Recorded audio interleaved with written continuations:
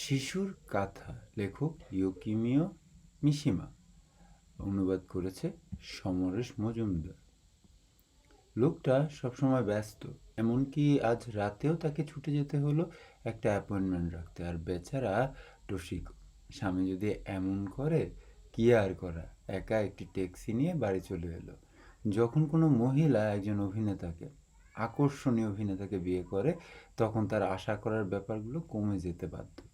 স্বামীর সঙ্গে সন্ধেটা কাটাবে এমন চাওয়াটা ভীষণ বোকামি, এটা বুঝতেও তার সময় লেগেছে। এবং এখন লোকটি জানে কি নিঃসঙ্গ এবং নিঃশেষ টসিকো বাড়িতে ফিরে যাবে, যে বাড়িটা সাজানো রয়েছে আসবাবপত্রে চাপ চাপ শূন্যতা নিয়ে। ছেলেবেলা থেকেই টসিকোর স্বভাব একটু অন্যরকম, বড় স্পর্শকাতর সে, মাত্রাটা বেশির দিকে। তাই থেকে চিন্তা করার স্বভাব এসে গেছে। চিন্তাটা অবশ্য দুশ্চিন্তার দিকে, আর ক্রমাগত দুশ্চিন্তার জন্যই তার ওজন তেমন বাড়েনি। ফলে এখন যুবতী অবস্থাতেই তাকে দেখে রক্ত মাংসের বলে মনে হয় না, বরং স্বচ্ছ ছবির মতো বললে কাছাকাছি হবে। একটু আগে সন্ধ্যা নাগাদ সে স্বামীর সঙ্গে দেখা করতে নাইট ক্লাবে গিয়েছিল। একটি বিশেষ ঘটনার জন্য স্বামী বন্ধুদের আপ্যায়ন করিয়েছিলেন। তখন যেই আমেরিকান ধাঁচের স্যুটে বসে সিগারেট পানরত স্বামীকে তার প্রায় অচেনা মনে হচ্ছিল। গল্পটা দারুণ, হাত পা নেড়ে স্বামী জমিয়ে এমন স্বরে বলছিলেন যাতে পাশের ঘর থেকে ভেসে আসা নাচে বাজনার শব্দ চাপা পড়ে। নার্সটি আমাদের বাচ্চাকে দেখাশোনার জন্য কর্মবিনিয়োগ কেন্দ্র থেকে হাজির হলো। সবচেয়ে প্রথমে আমার নজর পড়লো তার পেটের উপর। প্রকাণ্ড বললে কম বলা হয়, যেন একটা বালিশ বেঁধে রেখেছে ওর কিমানোর তলায়।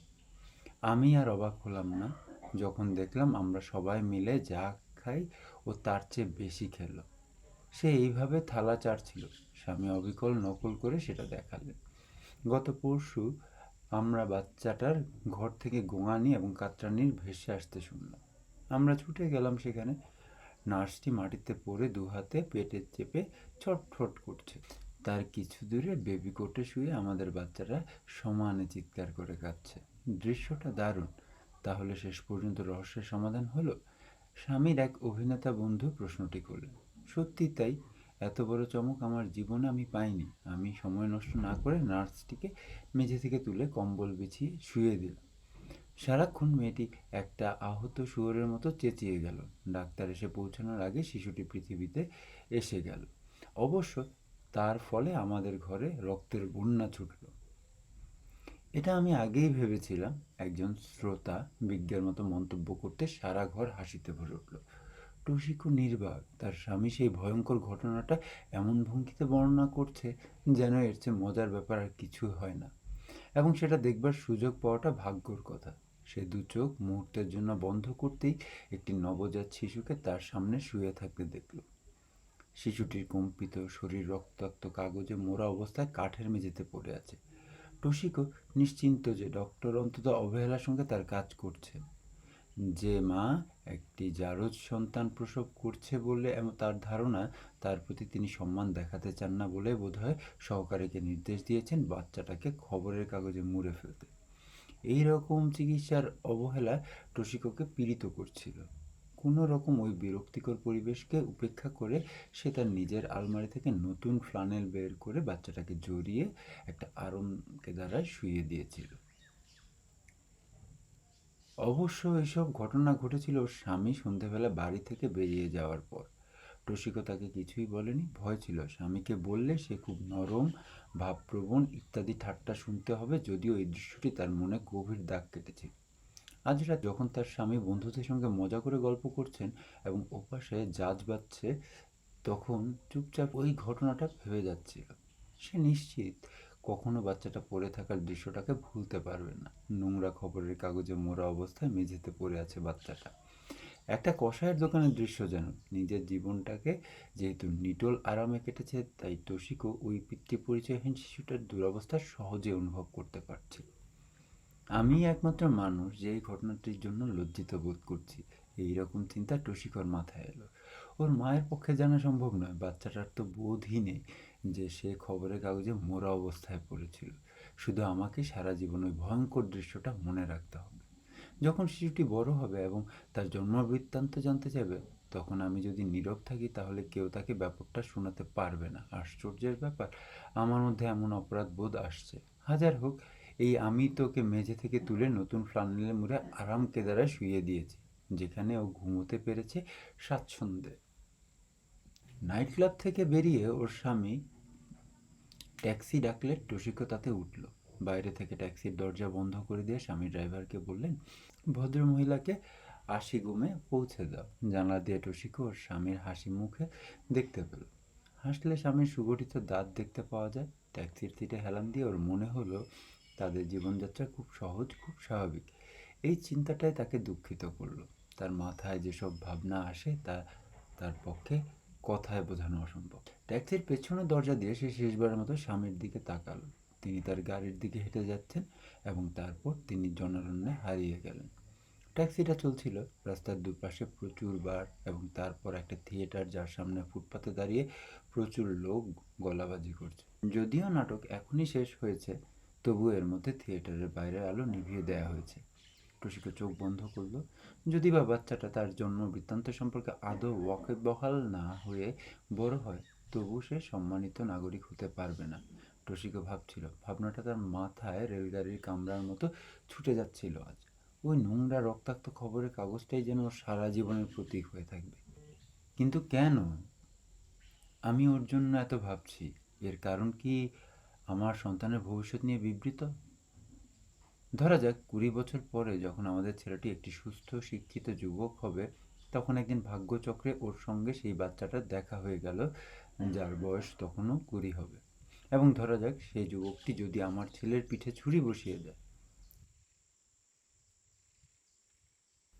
এখন এপ্রিল মাসের একটি উষ্ণ রাত, কিন্তু ভবিষ্যতের ভাবনা টসিকোকে ক্রমশ শীতল করে তুলছিল। ট্যাক্সির সিটে বসে তার শরীর একটা কাঁপুনি এলো। না, যখন সেই সময় আসবে তখন আমার ছেলের জায়গাটা নেব, টসিকো নিজেই বলল। আমি ওই যুবকটার কাছে গিয়ে সরাসরি তার জন্ম বৃত্তান্ত শোনাবো, সেই নোংরা খবরের কাগজ থেকে নতুন ফ্লানেলের সব। 20 বছর পরে আমার বয়স তো 43 হবে। 20 বছর পরেই হতভাগ্য ছেলেটি কষ্ট আরও বাড়বে, হতাশা এবং দারিদ্র্যের শিকার হবে সে। ওই রকম জন্ম যার, সে আর কি হতে পারে? পথে ঘাটে ঘুরে জীবন কাটাবে, বাপ মাকে ক্রমাগত গালাগাল দিয়ে। সন্দেহ নেই টসিকো শেষ পর্যন্ত এইসব চিন্তা পরিণতিতে সুখ অনুভব করলো। ক্রমাগত সে নিজেকে যন্ত্রণা দিয়ে যাচ্ছিল। ব্রিটিশ এম্বাসির সামনে দিয়ে ট্যাক্সিটা পেরিয়ে গেল। সেখানে বিখ্যাত চেরি গাছের সারি তাদের সমস্ত পবিত্রতা নিয়ে দাঁড়িয়ে। হঠাৎ টসিকো ঠিক করলো অন্ধকার রাত্রে এই ফুলগুলোকে দেখবে। তার মতো ম্রিয়মাণ শান্ত মেয়ের পক্ষে এটা মোটেই স্বাভাবিক আচরণ নয়। কিন্তু ওই মানসিক অবস্থায় সে বাড়ি ফিরে যেতে চাইল না। সেই রাত্রে সব রকমের দুঃসাহসিক ইচ্ছা তাকে পেয়ে বসেছিল। সেই রাস্তাটা পার হলো একটা ছিপছিপে একক শরীর অন্ধকার হেঁটে যাচ্ছিল। আজকে রাত্রে যেন সমস্ত পার্কটা চেরি গাছের ফুলে ছেয়ে গিয়েছিল। শান্ত মেঘার্ত আকাশের তলায় সাদা চেরির ফুলরা যেন জমাট, অথচ চুপচাপ জনতার মতো। গাছগুলোর মধ্যে তার বেঁধে যেসব কাগজের লণ্ঠন ঝোলানো ছিল তা নিভিয়ে দেয়া হয়েছে। তার বদলে লাল, হলুদ, সবুজ ইলেকট্রনিক বাল্ব জ্বলছে। এখন রাত 10টা, ফুল দেখার কোনো দর্শক নেই। খবরের কাগজগুলো, টসিকোর চিন্তা আবার ফিরে গেল সেখানে। রক্তমাখা খবরের কাগজ। যদিও কোনো মানুষ এই গল্প শোনে এবং জানতে পারে সে নিজে ওইভাবে জন্মেছে, তাহলে তার জীবনটা ছারখার হয়ে যাবে। আমাকে সারা জীবন এই সত্যটা গোপন রাখতে হবে। একটি মানুষের অস্তিত্বের প্রশ্ন যার সঙ্গে জড়িত, সেই ভাবল। চিন্তায় ডুবে টসিকো পার্কে হেঁটে যাচ্ছিল। যারা আজও পার্কে ছিল তারা বেশিরভাগই ছিল যুগল, এবং কেউ টসিকোর দিকে লক্ষ্যই করছিল না। সে দেখল দুটো মানব পাথরের বেঞ্চে বসে ফুলের দিকে না তাকিয়ে জলের দিকে নিঃশব্দে চেয়ে আছে। জল তখন গভীর কালো এবং ছায়ায় আচ্ছন্ন। টসিকো পার্কের বাঁধানো পথে হাঁটছিল। ফুলেরা তার মাথার উপর নুয়ে এসেছে। একটা পাথরের বেঞ্চিতে একটু নির্জনে সে একটা বিবর্ণ কিছু দেখতে পেল। প্রথমে মনে হয়েছিল চেরি ফুলের গুচ্ছ অথবা কারো ভুলে ফেলে যাওয়া কাপড়। কাছাকাছি হতে সে দেখল একটা মানুষের শরীর শুয়ে আছে। সে ভাবল লোকটা বোধ হয় সেই রকমের মাতাল যারা এখানে সেখানে শুয়ে থাকে। কাছাকাছি এসে সে চমকে উঠল। শরীরটি খবরের কাগজে মোড়া, তাই সাদা দেখাচ্ছিল। মাতালদের মতো অবশ্য নয়। বেঞ্চির পাশে দাঁড়িয়ে সে শরীরটার দিকে তাকালো। খয়েরি পোশাক পরে লোকটা খবরের কাগজে ঢাকা অবস্থায় শুয়েছিল। বসন্ত আসার পর এটাই তার স্বাভাবিক আস্থানা। লোকটা লম্বা চুলের দিকে টসিকো তাকালো। এই ঘুমন্ত খবরের কাগজে মোড়া মানুষটির দিকে তাকিয়ে তার সেই মেঝেতে পড়ে থাকা শিশুটির কথা মনে পড়ল। টুসিকোর মনে হলো তার সব ভয় সত্যি হয়েছে। অন্ধকারের লোকটির বিবর্ণ কপাল একটি যুবকের মনে হলো, যা দারিদ্র্য ও সংগ্রামের আছড়ে ক্ষতবিক্ষত। লোকটার খাকি পোশাক এবং মোজাহীন জুতো দেখতে টুসিকোর মুখে দেখার ইচ্ছে হলো। বেঞ্চের মাথার পাশে গিয়ে সে নিচে তাকালো। লোকটার হাতের আড়ালে মুখ, কিন্তু লোকটা যে যুবক তা বোঝা গেল।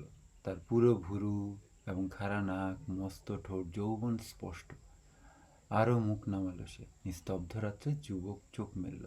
একটি তরুণীর সামনে দাঁড়িয়ে থাকতে দেখে সে চট করে উঠে বসল। তারপর একটি শক্তিশালী হাতে টুসিকোর কবজি ধরে টানল। একটুও ভয় পেল না টুসিকো, ছাড়বার কোনো চেষ্টাও করলো না। এক মুহূর্তেই তার মনে হলো 20টা বছর পার হয়ে গেছে। ওই রাজকীয় প্রাসাদের চেরি ফুলের বাগানে তখন নিশ্ছিদ্র অন্ধকার এবং অনন্ত স্তব্ধতা নেমেছে।